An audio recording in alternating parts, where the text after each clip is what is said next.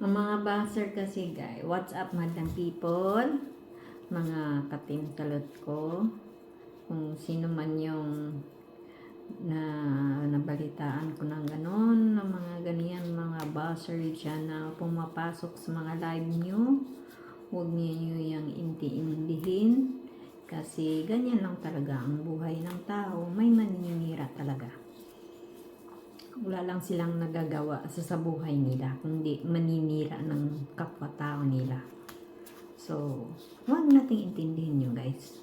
Magano lang tayo, patuloy pa rin tayo.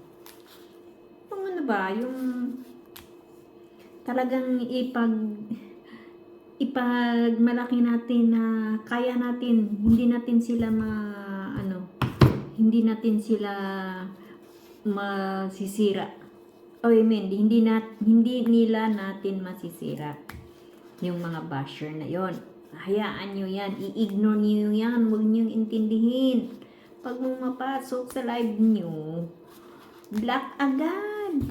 Huwag nyo intindihin, huwag nyo pansinin. Kasi ganyan lang talaga ang mga basher.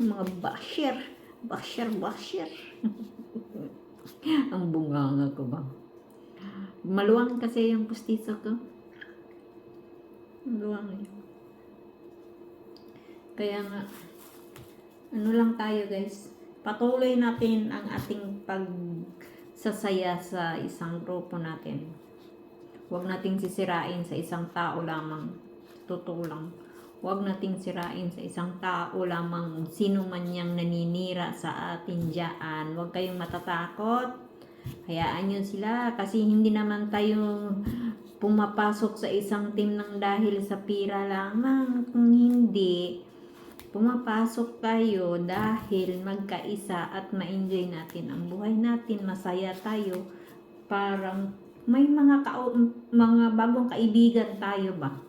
Nang makausap natin, nang magtawanan tayo, kung saan tayo pupunta.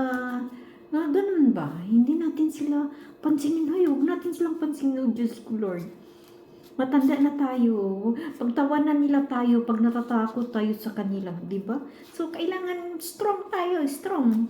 Huwag tayong matakot sa basher, guys. Please. Patuloy natin ang ating nagsimulan.